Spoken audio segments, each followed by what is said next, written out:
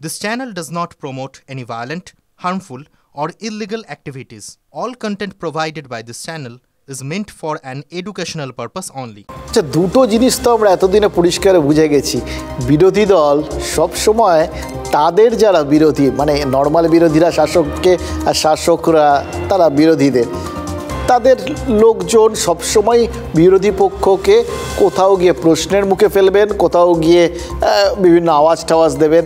এই আওয়াজ দেওয়ার বিষয়গুলোতে রেগুলার দেখছি, কেউ যাচ্ছেন যখন চারপাশ থেকে বিভিন্ন আওয়াজ টাওয়াজ শুরু হচ্ছে, এবার সেটা কখনো গো ব্যাক, কখনো চোর চোর, এ তো আমরা নিয়মিত শুনছি। ফলে এইগুলোতে তো নেতাদের এখন অভ্যস্ত হয়ে যাওয়া উচিত, এবং এই পরিস্থিতিগুলো তারা কীভাবে সামলাবেন সেটাতেও তাদের একটা মানসিক প্রস্তুতি থাকা উচিত। অভিজ্ঞ নেতা তো তারা সব, যারা নতুন তারা না হয় ধরে নিলাম যে কোথাও গিয়ে হ্যান্ডেল করতে পারলেন না সিচুয়েশানটা, কিন্তু যারা পোড় খাওয়া নেতা তাদের তো ভুল হওয়ার কথা নয়।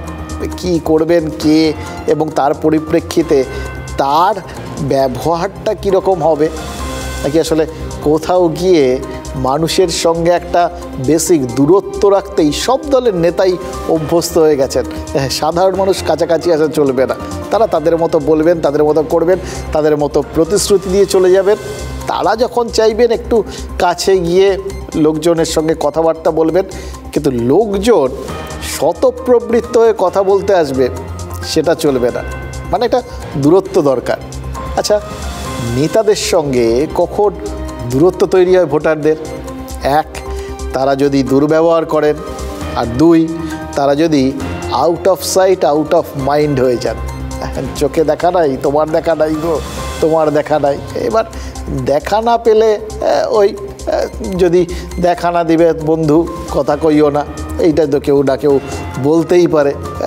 অনেক টালবাহানার শেষে এই যে সুরিন্দর সিং আলুওয়ালিয়াকে আসানসোলে প্রার্থী করেছে বিজেপি, তার জন্ম আসানসোলে, তার কর্ম ওখানে প্রাথমিকভাবে, তার আত্মীয় স্বজন সবাই আছে, কিন্তু তিনি দীর্ঘদিন ওখানের সঙ্গে হয়তো একটা দূরত্ব তৈরি করে ফেলেছেন, আর এবার এসছেনও দেরিতে।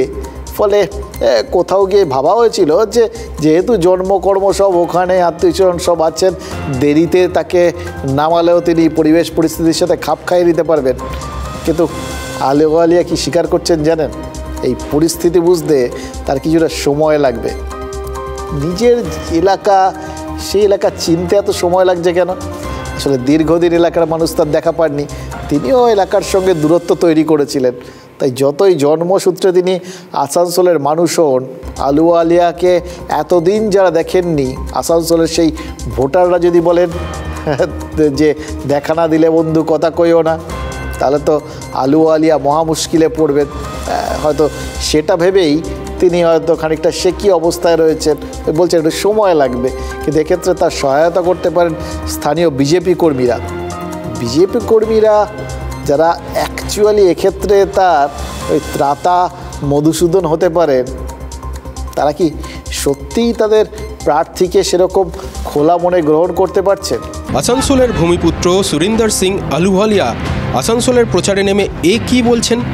তো এমন কোনো প্রশ্ন করবেন না যেটা যতক্ষণ পর্যন্ত আমি প্রত্যেক বিধানসভা, 7টা বিধানসভায় না ঘুরি, লোকের সমস্যা যদি না শুনি তাদের মধ্যে, ততক্ষণ অবধি আমারও একটা এজেন্ডা যেটা আছে এটা ফিক্স করতে পারছি না।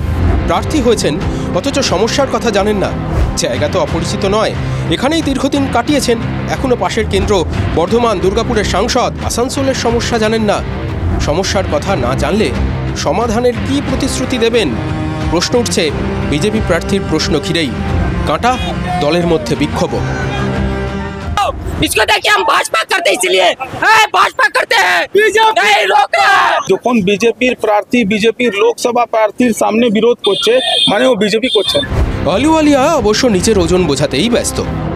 নরেন্দ্র মোদীজি, অমিত শাহজি আর নাড্ডাজি নিজে করলেন, ঘোষণা করলেন যে এস আলুওয়ালিয়া এখানকার প্রতিনিধি হিসাবে নির্বাচন লড়বে। তা বুঝতে হবে যে কে কার্যকর্তা আছে যার মাথায় ঢুকলো না এই ব্যাপারটা। উপনির্বাচনে 3 লক্ষ ভোটে জিতেছিলেন শত্রুঘ্ন সিনহা। সিলেবাস তাড়াতাড়ি কমপ্লিট করতে না পারলে ভোটারদের মন জয় করা কঠিন হয়ে যাবে না তো আলুওয়ালিয়ার পক্ষে?